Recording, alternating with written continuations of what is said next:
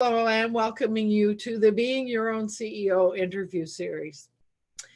My goal is to introduce local Victoria solopreneurs by giving them some profile on YouTube and to help them get acquainted with this wonderful world of Google. I love finding out what makes them tick as business people, and I know that we can all learn from some of their observations. Today, I want to introduce Melissa Huston of Huston and Kraus Financial Services.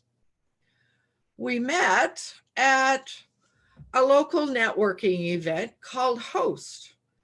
And after hearing about each other's businesses, we decided to get together for coffee. And then when we had coffee, I realized that some of the services that Melissa does are really important to solopreneurs. So we decided to do this interview. So Melissa, tell me, to get us started off in the right way, tell me what services your business provides. Thanks, Lowell. That was a great intro. So I am licensed for life insurance products in BC and Ontario. And that title sort of encompasses quite a large number of things that can be really valuable for people. In addition to life insurance itself, which most people are familiar with, one of the most important ones I think people need to be aware of is disability insurance, which is receiving a monthly payment if you're not able to work due to injury or illness, to help supplement the income that you're not able to earn while you're not able to work. There's also critical illness insurance. That's a little less known, but it's very valuable. It's a lump sum payment if you are diagnosed with a serious condition. The top three are cancer, stroke, and heart attack. So those are the ones that happen the most, but there's a whole list of conditions that would pay out. And that can be really valuable at that time for people. Then there's another one that's specific for business owners called business overhead expense insurance. And that's sort of similar to disability coverage, except that it's more of a reimbursement for your usually office expenses or other business expenses. And that is to help prevent the personal disability coverage from being used to pay for those expenses. The disability is really meant to be offsetting your income, what you need to live on. Whereas this other one is meant to cover the costs that you aren't able to pay for while you're not able to work. So now have you got more in the list? Did I interrupt? One more. Okay. You've already got me going. There's also health insurance, which most people are familiar with, just for getting your everyday medical expenses covered, prescriptions, dental, general health care. So that's also something that can be really beneficial to anyone, but certainly if you're self-employed, you don't have an employer covering that for you. Right. Or if you're a small business with maybe one or two employees, that could be a benefit you could offer. Indeed, that's often a very valuable way to retain or attract the right kind of employee, especially in a tight market right now. There's a lot of people needing to hire people, and there doesn't seem to be enough employees. So if you're trying to show that you're a good employer, that's certainly a benefit to provide that for them. Yeah. So you got me all excited with this business overhead thing and the disability thing. Yeah. Because that's, as we chatted a little bit when in our coffee date, that was where I went in my mind. My goodness, I wonder how many people have any kind of insurance to cover them should they ever become ill or whatever. So I'm guessing, as you said, the disability insurance that covers your living expenses, cover your rent and whatever, your usual living expenses, but the business overhead, I'm guessing, would be you have to show that you're actually spending in order to get a reimbursement for what you're covering. Am I guessing that right?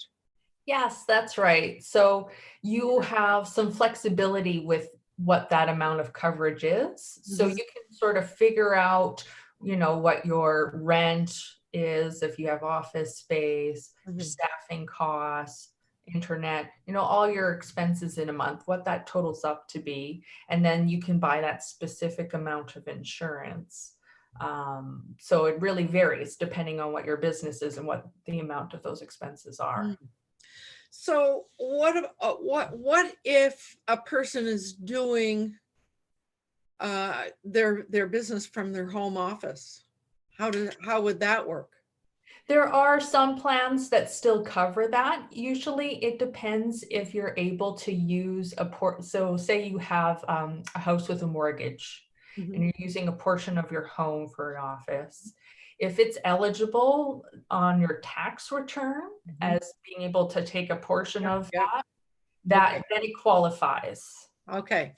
That makes a whole lot of sense to me because yeah, those of us who work out of our homes, we know exactly what proportion, what percentage, and we've got, or at least I do, I've got it all worked out very, very carefully.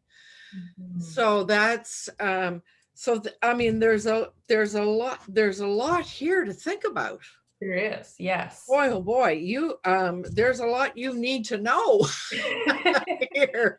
I know it's hard to narrow it all down for a short interview, so I try Oh, to hit the key parts. wow. So I was going to say, I mean, I thought you were just going to say all these other things, and we all know about life insurance, but you define those in a very nice, concise way.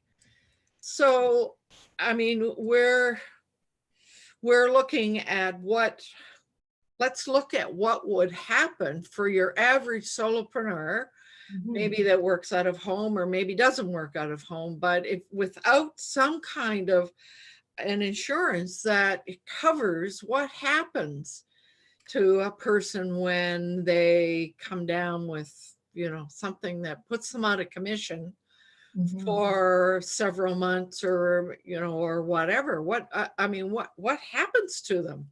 Yeah. I'm Well, guessing their that's business really kind what of it goes boils down down. the sinkhole. Yeah. Because the other thing to really note, and if you're already self-employed, you probably know this, but you have the option of having EI insurance with the government. When you're an employee, that's a requirement. But when you're self-employed, you actually have that as an optional thing. And Yes. most of the self-employed individuals I know opt not to do that. And I Yeah. do think it's actually more cost effective to buy your own personal insurance than to pay towards that. So in that case, that means even with short-term illnesses, disability, you don't have any protection unless you are going out of your way to get some. So I'll tell a little story of a client who became my client because she experienced this situation. She's an acupuncturist working out of her home, and she injured her knee. And so she wasn't able to stand to perform her practice. And so she was off for, I think, about a month. But then she went back to work before she really should have because she had all her expenses. She had a staff member that she still had to pay, and she needed income coming in, and she didn't have it. And so she got herself working again. So it was actually not good for her health to push herself, really should be healing. But also she was a month in the hole of fairly substantial losses when, Mm. if you had kids to raise and things like that. So usually what happens is people dig into their savings, and that was a month, it was an injury, but if you get sick, that could be a lot longer. And I, I might interrupt. yeah, If they have savings, yes. because Yeah. there are so many people now who don't. Very So true. much of what they earn goes into actual living. Mhm. What is it I read? I think I heard it on the radio recently, that a lot of people are one paycheck away from Mhm. nothing. Yeah, if you're already overextended with debt, then it could be a really serious situation Yeah, very quickly. yeah. Whoa. So Mhm. that's what I really really hope that the solopreneurs that stumble on this this video, Yeah.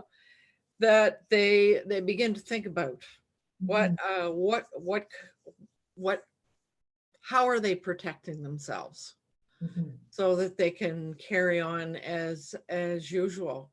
Mhm. So I think I mean I'm so impressed with the way you defined each of those services. I thought I was going to have to dive in and dig all those details out, and you described that so well.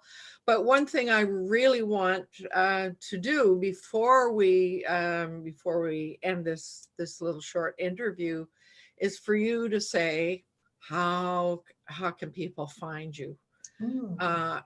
and can't in that process, could you explain your process when you begin to work with a client? What happens? What would they expect to occur if they connect with you? Yeah, that's a wonderful question. So what usually happens, we have an introductory complimentary meeting. There's no charge or anything. It's usually very conversational, discussing what their very specific situation is, because everyone's is different. And I sort of do a little bit of an analysis to see where they might have some holes in their financial plan. I try to look at things very holistically. And then we sort of prioritize, because the other thing is, all the different types of coverage can be very valuable, but people are often on a budget. So we try to look at what's most important to have covered and work our way down and what they can afford. Because the other thing we don't want is to overextend people when they're trying to protect their financial well-being. So it needs to be a balance. And that is such I think that I'm so glad you said that. So yeah, so the way I take that is I'm not going to try and sell the world to people just because I'm going to make a commission. Right. I'm Yeah. going to spend some time figuring out what is really going to work for them. Yes, yes. What would be really valuable in protecting them, because it's about protection, it's about financial security and peace of mind, so that you're going to bed at night feeling like you're safe. If something happens, you're prepared. Mhm. And you know what? Needs change over time too. So if they were to become my client, we would do a review, usually every year or so, or as things change in their lives, to Mhm. make sure that things are changing with their protection as their lives Mhm. change. Wow. So how do people get a hold of you, Melissa? Yes. My email address, the easiest way to get me is insurance@melissahuston.com, and I'll spell that because it's a little different. It's melissahuston.com. And my website is also just melissahuston.com. Right on. Well, I'm so thankful that you were so clear about all of this, and I certainly have walked away with um, an understanding, a greater understanding. I hadn't realized there was a difference between disability insurance and business overhead insurance, or that you Mm. had a longer title for that. Business overhead something, you said. Oh, expense, Expense. business overhead An expense. expense. Okay. So I hadn't realized that there was a difference between those two. So I sure learned something here. So thanks for that.